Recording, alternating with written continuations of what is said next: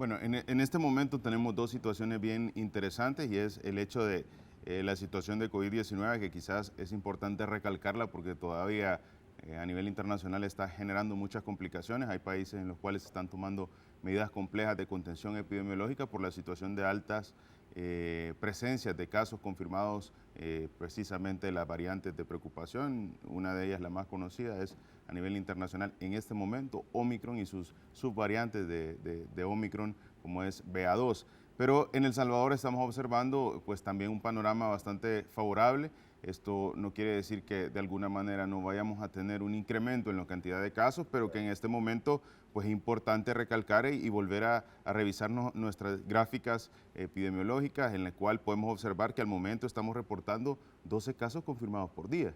12 casos confirmados por día, que es un dato muy importante. Nunca habíamos estado probablemente en este número tan bajo de casos confirmados por día y que es congruente también con la cantidad de ingresos hospitalarios que se están observando en los diferentes hospitales y también pues la cantidad de letalidades que se ha observado en los últimos días. Llevamos a la fecha un buen dato y una buena noticia, 12 días consecutivos, bueno, 12 días en total que ha tenido El Salvador sin presentar casos de letalidad a causa de COVID-19. En este momento eso es algo que probablemente hace ya bastantes meses atrás los salvadoreños pues teníamos la esperanza de que esto sucediera y eso se debe a que todas las medidas que se tomaron en su momento han tenido resultado. Entonces, si nosotros observamos, pasamos de más de 950 casos confirmados por día, más de 200, 300, 400 pacientes ingresados en las diferentes áreas, más de, por un ejemplo, 10, 12, 13, 14 letalidades por día, ahora estar con una cantidad de casos confirmados abajo de 12, tener una cantidad de ingresos hospitalarios que no superan los 30, 40 pacientes y tener ya 12 días consecutivos que no se presentan letalidades. Esto es un resultado objetivo de todas las estrategias que se implementaron y que ahora nos posiciona a los salvadoreños mucho más seguros. El día de ayer se tuvieron dos casos de letalidades, el día anterior uno, pero hemos tenido ya en el Hospital de El Salvador, pero hemos tenido ya una sumatoria de 12 días en general sin personas fallecidas. Esto es variable porque depende de la cantidad y de la situación de los pacientes que están ingresados en el Hospital El Salvador, pero es un buen dato porque ya esta alternancia de una situación que veníamos, que era frecuente, más de 10 letalidades diarias. Correcto, no hemos bajado, no es un número bajo, no hemos bajado la cantidad de pruebas que se están realizando y esto es importante porque a pesar de que la cantidad de casos ya no es tan frecuente, no quiere decir que no vamos a seguir tomando los tamizajes. Si ustedes se dan cuenta, las cabinas de tamizaje continúan a lo largo del territorio. Las pruebas que se están realizando en cada uno de los centros hospitalarios, unidades de salud y en diferentes puntos en el país continúan y esto nos permite pues tener mapeado exactamente cómo es la situación del COVID-19, cuáles son los incrementos de casos y más en un momento en el cual a nivel internacional existe un incremento por BA2, Omicron. Eso nos llama a estar muy al pendiente de la situación porque existen parámetros que nos podrían indicar en base a modelos matemáticos que pudiera haber incrementos específicamente en las semanas posterior a la vacación, que sería congruente con el ciclo de alguna manera de crecimiento que está teniendo esta variante que surgió en los países asiáticos, europeos, Estados Unidos y posteriormente pues en la zona de las Américas. Sí, ya se tiene un dato que es Omicron, el último reporte del Instituto Gorgas de Panamá, que fue 100 casos de secuenciación de RNA del virus, nos demostró que aproximadamente el 89 casos, cerca de 100, 89 era Omicron. Entonces, definitivamente ese es el dato importante, aunque ya con eso tenemos todo el sustento de saber qué es lo que está sucediendo, pero la mayor información la vamos recolectando de la comunidad internacional que nos va diciendo las pautas de qué es lo que está sucediendo, entonces los parámetros clínicos ya se van obteniendo. O sea, de alguna manera nosotros sabíamos por las características de esta situación y es importante tomar todas las acciones correspondientes para que la población pues, pueda estar mucho más seguro. ¿Qué nos ha demostrado Omicron? Y esto creo que es clave. La facilidad de transmisión que se tiene. Y esa facilidad de transmisión pone también en aprietos a los sistemas de salud porque de alguna manera congestiona los sistemas de salud aquellos países que no tienen una capacidad de respuesta ante esta situación. El Salvador, quiero recalcar, y esto es importante, fundó una solidez importante para poder dar una respuesta a esta enfermedad infectocontagiosa tan importante como el COVID-19 porque comenzó en un análisis de todo su sistema de salud y dio respuesta con todo su sistema de salud a la consulta, que son las áreas de los griparios y que están en todos los diferentes centros de atención, pero consolida para poder hacer una mejor intervención más eficiente, con mejores resultados, en un hospital El Salvador, que es el que atiende a la mayor parte de pacientes, si no es que al 100% de pacientes de COVID-19. Esto nos trae como resultado ser más eficientes, aprovechar los recursos humanos, aprovechar los insumos y por supuesto tener el 100% de lo necesario para poder salvaguardar la vida y hacer un centro lo más especializado para poder atender esta enfermedad de salud pública que generó tanto impacto. ¿El Hospital El Salvador sigue operando como tal? Sigue operando al 100%. Se había mencionado que se estaba desocupando, se iba a utilizar para otras especialidades, ¿no, verdad? No, en este momento no. Evidentemente existe un plan importante en toda la zona del Hospital de Salvador que es hacer un cuarto nivel de atención especializado en áreas diferentes de la salud que por años no se han tenido, ¿verdad? Áreas como cardiovascular, áreas renales, áreas endoscópicas, ciertos servicios de salud que eran difíciles de acceder y esto es en plan de desarrollo del área del hospital número 31 del país, que es el Hospital El Salvador. Ahora bien, en este momento sigue la pandemia y en el momento en el cual todavía hay atenciones por pacientes COVID-19, el hospital sigue brindando todas esas intervenciones y se sigue desarrollando toda esa área para poder consolidar una nueva área para poder atender a la población en otros aspectos de salud pública en futuras ocasiones. Le hago una pregunta. Sí, bastante tiene que ver con las características de la adaptación que está teniendo el virus. El virus desde un inicio, como lo mencionábamos, va a garantizar su supervivencia. Y para garantizar su supervivencia, el virus tiene que cuidar hasta cierto punto del huésped, que en este caso es el humano. Entonces, cada día que pasa, cada variante que pasa, probablemente tengamos una migración de una cepa más agresiva, más letal, a una menos agresiva, pero con mayor facilidad de transmisión. Porque lo que el virus quiere es diseminarse, crecer, desarrollar, sobrevivir. Y en el tema de sobrevivir, lo que él trata de expandirse lo más posible, pero garantizando siempre que donde él vive o donde él de alguna manera se desarrolla, que es el humano, pues no se complique porque entonces disminuirá también coincidentemente por naturaleza la extensión de este virus. En ese sentido, estamos observando una disminución de la cantidad de afectaciones, sin embargo, estamos observando cómo a nivel mundial se sigue diseminando las variantes de coronavirus como es el caso de Omicron. La BA2. ¿Usted cree que ya está la BA2 aquí en el país?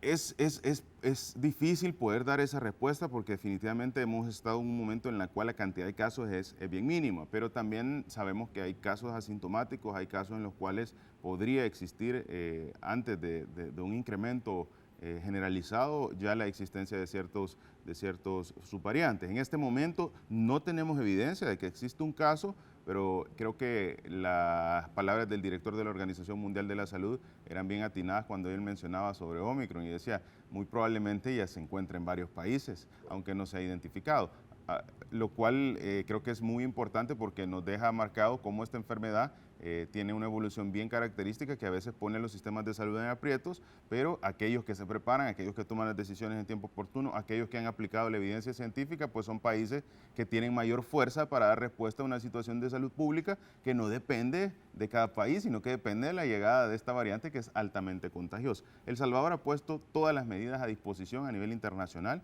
Bueno, creo que todos los salvadoreños tenemos presentes que la estrategia de vacunación que ha sido muy difícil en varios países, en El Salvador ha tenido una facilidad, un acceso, una rapidez, seguridad y sobre todo una calidad importante y que todos pueden llegar a un centro de vacunación, recibir su dosis. Esto fue no solo en este momento, sino que ha sido en todo el tiempo esa facilidad de acceso, lo cual le permitió estar mucho más seguro a la población. Yo le quiero poner un ejemplo a los salvadoreños y podemos analizarlo de esta manera.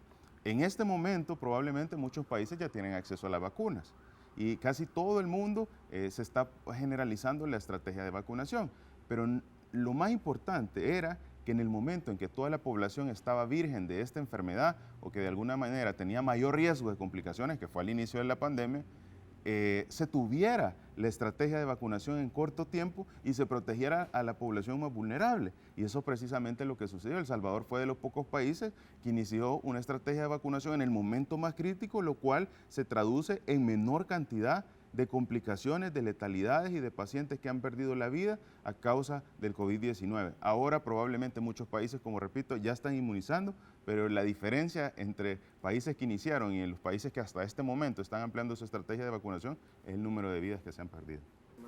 Sí, se va a trabajar los centros de vacunación nosotros hemos hecho un análisis importante y yo creo que la población siempre existe el día a día, mucho trabajo, actividades.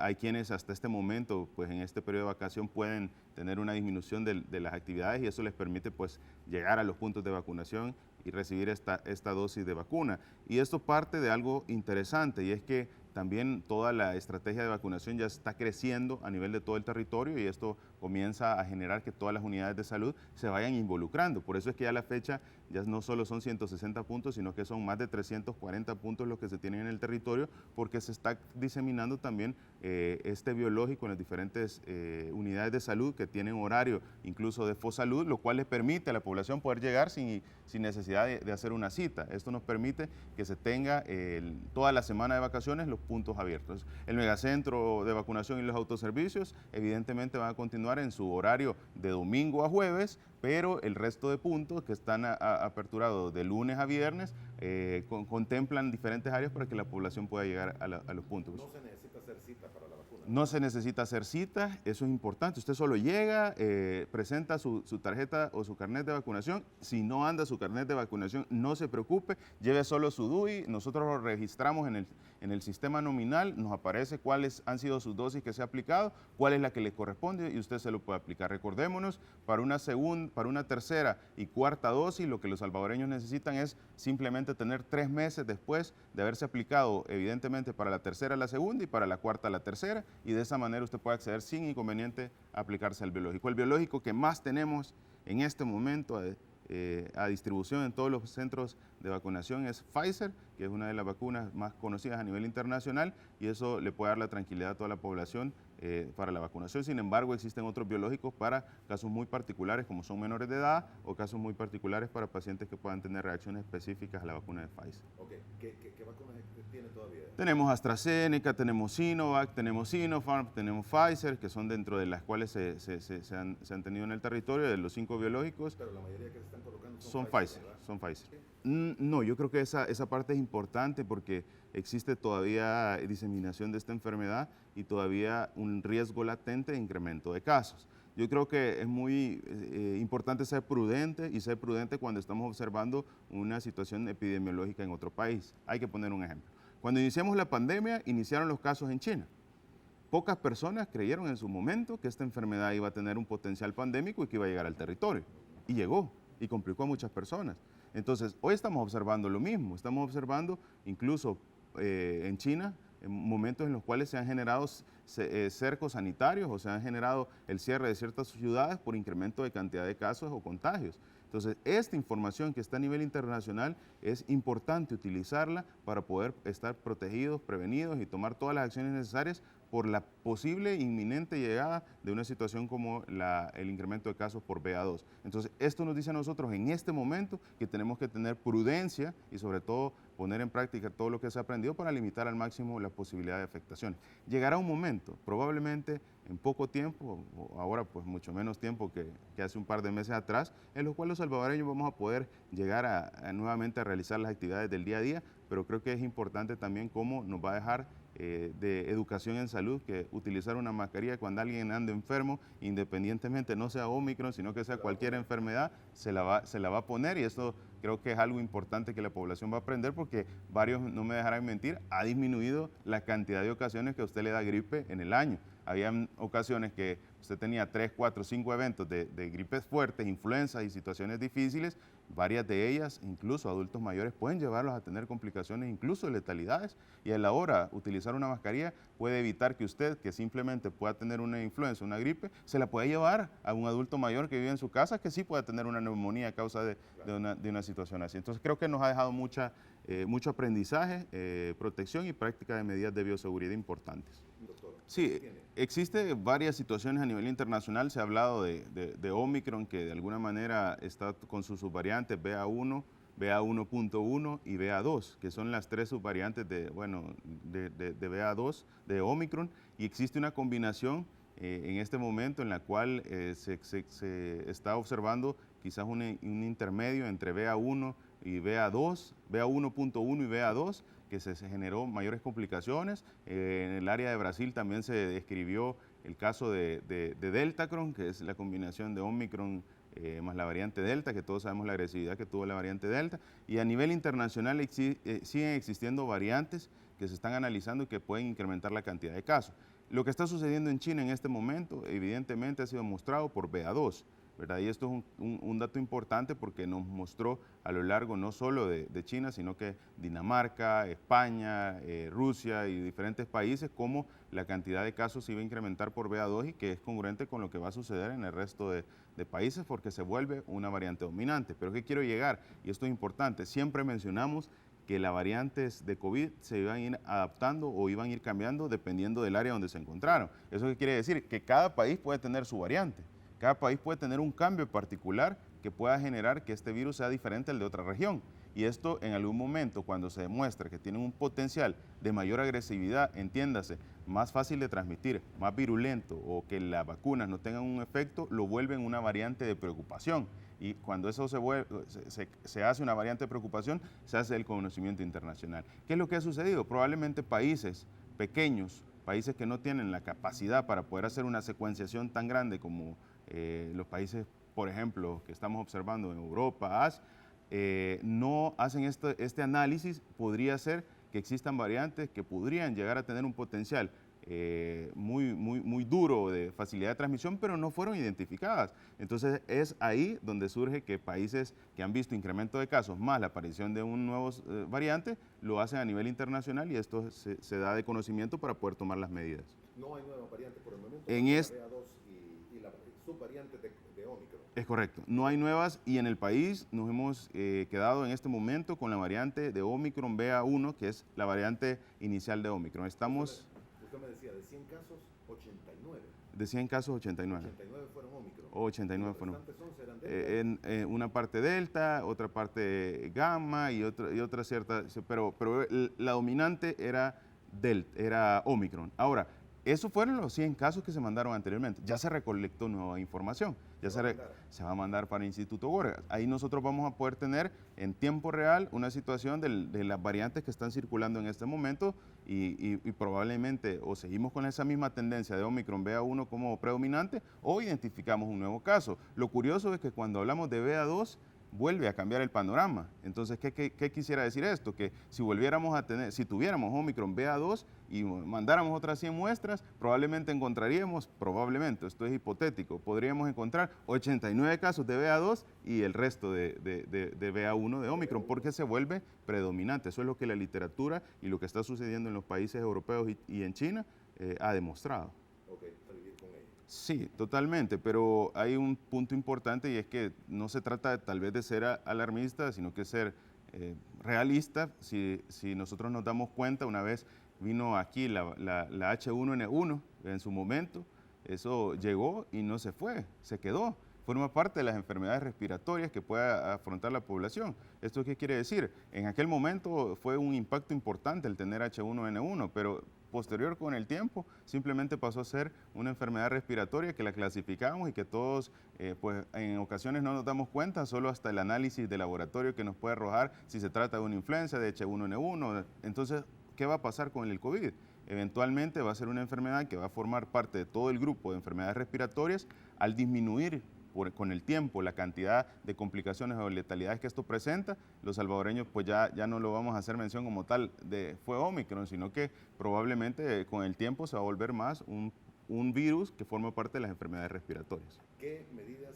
Sí, esto depende mucho de cada país y de las características. Por ejemplo, hay algo que en China siempre tenemos que tener presente y es la densidad poblacional que tiene China. Entonces, eso es un dato importante que hace que toda la población pueda sufrir una consecuencia bastante delicada. Además, sabemos que China es un país altamente productivo, entonces ellos toman medidas en las cuales puedan priorizar o mejorar sus temas económicos, porque si de repente tenemos un contagio generalizado en la gran cantidad y como todos sabemos la facilidad de transmisión, esto genera que también ellos disminuyan su productividad y tengan repercusiones económicas más importantes que si tomaran medidas de un cierre en un momento y cortar de alguna manera la curva de contagios y crecimientos que pueda presentarse. Eso por una parte. Hay que tener en cuenta también qué tanta es la velocidad de crecimiento de estrategias de vacunación en países con densidades poblacionales como las de China. Eso también hay que tenerlo en cuenta, porque esto genera que de alguna manera hayamos población vulnerable. A mayor cantidad de población, definitivamente mayor dificultad de acceso a la vacunación, porque es una cantidad de personas que hay que tener vacunadas importante. Ahora, quiero hacer mención de algo y es importante. El hecho de el país decidió hace varios meses atrás tomar la decisión de no solicitar un PCR para el ingreso. Fue muy criticado y siempre mencionamos cuál era el origen del por qué se estaba tomando esta decisión. Y lo comentábamos en varias entrevistas, incluso acá lo platicamos, y es que, mire, el coronavirus usted no lo va a poder frenar, independientemente tome o no tome pruebas de PCR. Lo que usted puede realizar, y esto es clave y esto es importante, es estar preparado como sistema de salud para poder afrontar el incremento de casos y cumplir el reglamento sanitario internacional. ¿Por qué cumplir el reglamento sanitario internacional es importante? Porque un paciente con sintomatología o con una sospecha inminente de un posible contagio, el reglamento sanitario internacional le dice a usted, ese paciente no puede abordar el avión, porque si aborda el avión, usted ya incumplió una parte. Entonces, esto parte de los países donde surge el vuelo, donde surge la persona que va a viajar. Entonces, cumplir reglamento es clave. Y dos, tener el país preparado para afrontar. Bueno, antes de la llegada de Omicron, El Salvador tuvo cerramos el hospital de El Salvador un par de semanas en lo que se volvía a poner como nuevo. Se hizo todo lo necesario para aplicar pintura, para poder verificar el funcionamiento de todo, abastecimiento del 100% de medicamentos. Esos son los puntos clave. El poder solicitar medidas para frenar los ingresos o para poder limitar de alguna manera los territorios se hace solo para preparar el sistema de salud. Prepararlo para inicialmente la llegada del virus, prepararlo para fortalecer si no tuviese en cama, prepararlo para abastecerse, toda la situación. En el país se contó con todas las medidas y eso es lo que estamos observando. Ahora, ¿qué vemos a nivel internacional? Que la mayoría de países han tomado por ese tipo de intervenciones.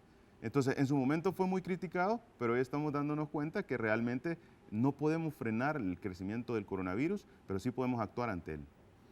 Vamos a colocarlo dentro de la ruta, eso es importante recalcar, no ha parado, incluso todos los días del periodo vacacional vamos a continuar con los tamizajes. Evidentemente se va a realizar una intervención por turnos, lo que puede disminuir en cantidad las cabinas, pero va a continuar a lo largo de toda la semana y el periodo vacacional para que la población pueda tener ese acceso.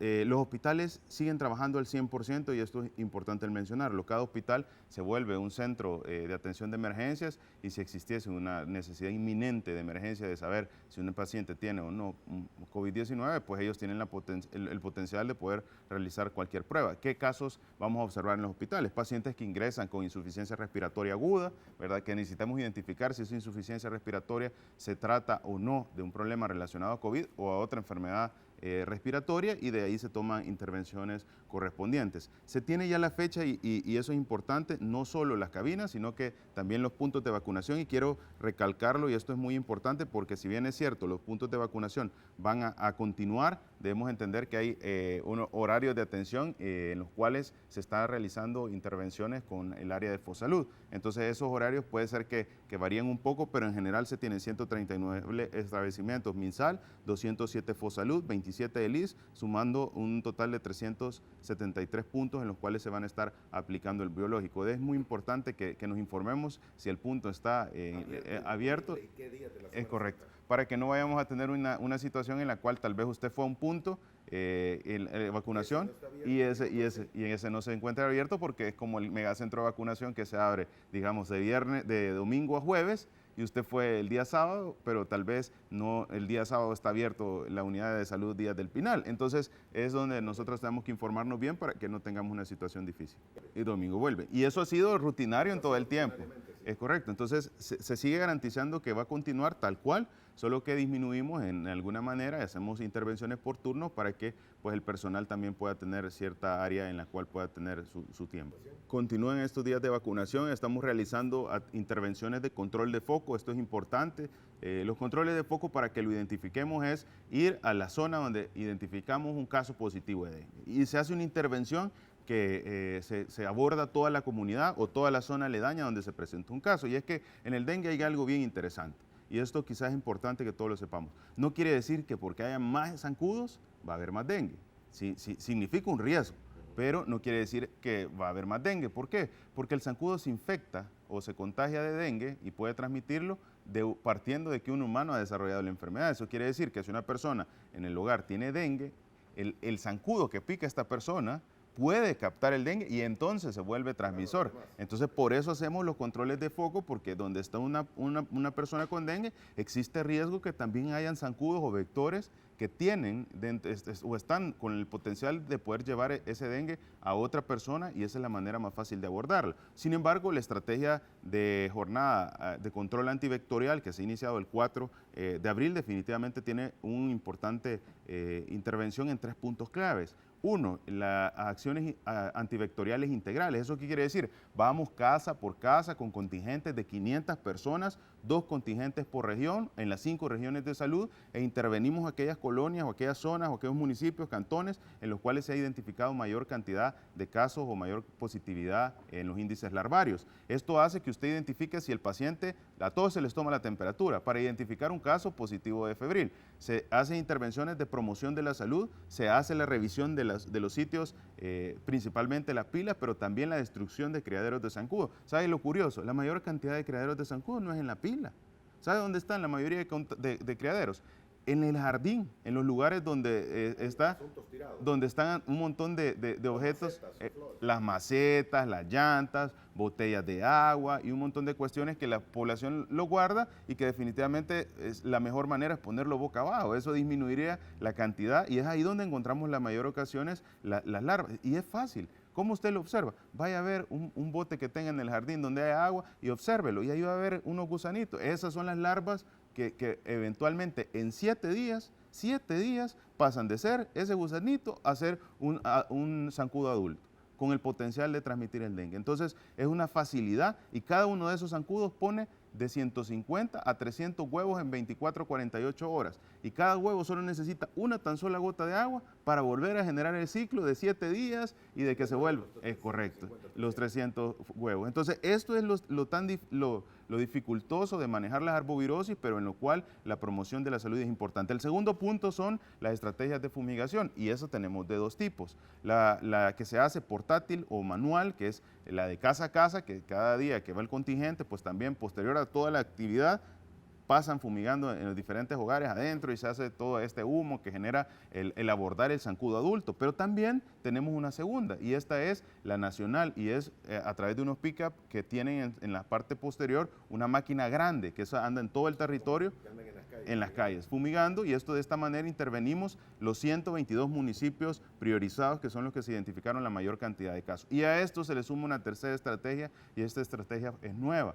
Hemos puesto a disposición de la población camiones en los cuales ellos pueden sacar toda su chatarra, o sea, todos esos artículos que se van acumulando, que son de alguna manera basura, y que el camión de la basura no se lo quiere llevar. Entonces, hemos puesto a disposición en esos contingentes un camión para que la población pueda sacar: mire, esto no me sirve, esto es un criadero de zancudo, lléveselo. Entonces ya la población puede poner a disposición, y además estos camiones nos sirven para movilizar aquellos criaderos que se encuentran en áreas abandonadas, ¿verdad? O en áreas en las cuales puede existir y que nadie tenga, pues, o esté al pendiente de este tipo de chatarra o inservibles que generen pues criaderos de zancudo y que facilitan la transmisión del arbovirosis. En este momento son bien escasos. La mayor parte de los casos se relacionan a dengue.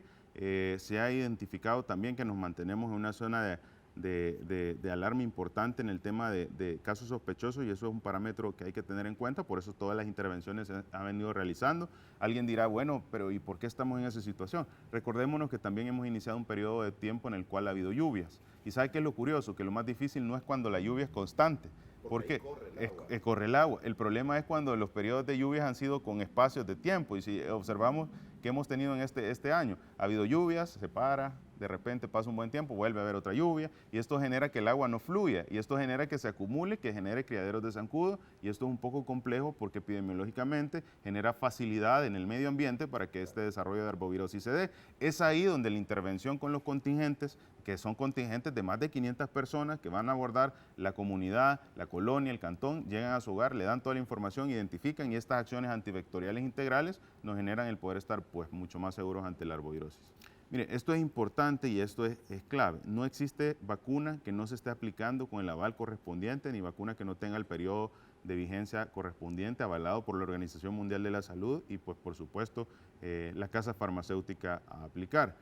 Esto es importante y esto es clave para que la población pueda tener la tranquilidad. Y yo le voy a mencionar algo. Existe a nivel internacional, y esto ustedes lo pueden observar, ustedes pueden meterse a la página de la Organización Mundial de la Salud, a la página de Pfizer, a la FDA, a los CDC, donde se menciona cómo la situación de las vacunas a nivel internacional pues está en constante cambio en la evidencia científica. ¿Eso qué quiere decir? Nada está escrito en piedra y todo puede cambiar en base a los análisis de la evidencia que está sustentándose. ¿Qué se ha observado a nivel internacional? Se ha observado que diferentes farmacéuticas están prorrogando los tiempos de vigencia de vencimiento de la vacunación, y esto es en base a evidencia científica. Esto no es que un país lo decida o lo decida un doctor o lo decida alguien, un ministro de salud. Entonces puede existir eso y es importante que la población tenga la tranquilidad porque uno parte de utilizar el biológico con el aval correspondiente en el país. Nosotros contamos con la vacuna necesaria para poder aplicar a la población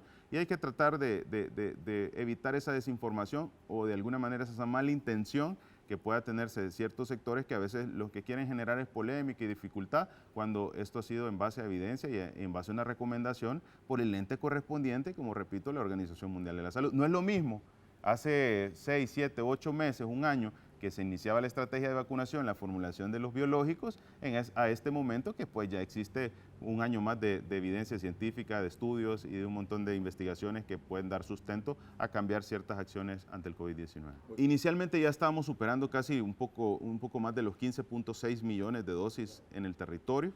Esto es un dato importante porque nos dice la solidez que tenemos para poder seguir vacunando. A veces la población dice, bueno, matemáticamente no me cuadra, si usted dice que vamos a poner 4 dosis, entonces ¿por qué no tiene más dosis? Más o menos, y es importante el recordar algo, y esto es clave. Usted tiene por un lado la adquisición de la vacuna para aplicar las dosis correspondientes a la población, pero también tiene por otro lado cubrir que la vacuna no se le vaya a vencer. Entonces, esto es un equilibrio bastante importante y a veces en países ha pesado más el hecho de poder tener lo necesario para poder expandir la vacunación y cubrir, aunque evidentemente la cantidad de dosis pueda exceder lo que necesita. Y le voy a poner un ejemplo. ¿Cuántas veces Estados Unidos ha donado biológicos? ¿Cuántas veces otros países han donado biológicos? ¿Por qué razón? Porque en sus poblaciones, la manera, en el momento inicial de la distribución de las vacunas, las farmacéuticas iban entregando por partes. Entonces, si usted quería empezar a vacunar fuerte, usted tenía que decir a las farmacéuticas, mire, yo necesito más millones de vacunas para que la entrega inicial que le dieran las farmacéuticas fuera de mayor cantidad. Entonces, se hizo todo lo necesario para proteger a esas poblaciones. En ese caso, hay países que han tenido mayor cantidad de dosis. Pero también tenemos que tener, por otro lado, el punto importante, y es que siempre en medicina las terapias subsecuentes van teniendo una disminución del cumplimiento. Eso quiere decir que si usted va al doctor, probablemente se toma los primeros 3 días la medicina, pero el cuarto, el quinto, se le olvida una, ya no se lo comienza a tomar, que no es correcto, definitivamente no es correcto, pero sucede. ¿Eso qué quiere decir? La primera dosis, la segunda dosis van a tener mayor cumplimiento probablemente que la tercera y la cuarta dosis, porque siempre se ha observado eso en la evidencia científica en el tema relacionado al tratamiento médico. Ahora, ¿cuál es la clave? Incentivar y decirle a la población, mire, el colocarse una tercera dosis, el colocarse una cuarta dosis tiene este objetivo, protegerlo ante la posible llegada de una de las subvariantes de preocupación que está generando el cierre de países como China. El cierre de países como pues, los países europeos que en este momento han tomado medidas de contención epidemiológica. Entonces, esa explicación le da la robustez para que la población pueda ponerse el biológico y, por supuesto, de esta manera estar lo más protegidos posible, más aquellas personas que son considerados grupos vulnerables.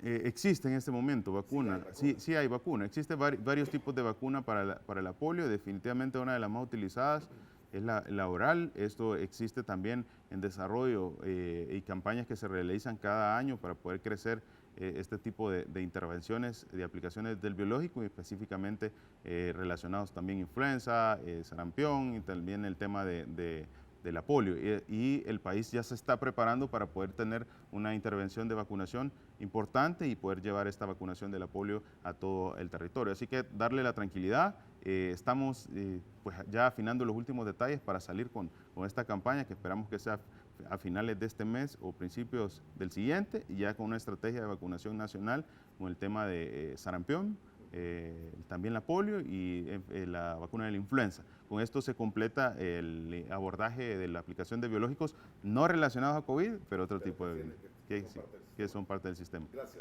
Guardemos todas las medidas importantes en el marco de las vacaciones. Por favor, no consuma bebidas alcohólicas si va a manejar, eso es importante porque esto termina desencadenando accidentes de tránsito. Hay que estar muy pendiente de los niños, ¿verdad? Más que todo cuando estamos en las zonas de la playa para disminuir los accidentes por inmersión. Importante también decirle a la población, no maneje a alta velocidad, cumpla todas las medidas de lavado de manos y las prácticas que nos han demostrado ser eficientes en la pandemia, porque también de esta manera disminuimos con el lavado constante de manos la posibilidad de infecciones gastrointestinales y diarreicas, que son otro punto importante. Y por supuesto el Ministerio de Salud ha empleado más de 16,000 personas, más los recursos humanos del Seguro Social, que vamos a estar distribuidos a lo largo del territorio, verificando los puntos, el manejo de los alimentos, las condiciones de seguridad, para que la población pueda estar segura, más todo el esfuerzo del equipo articulado del presidente Bukele a través de Protección Civil.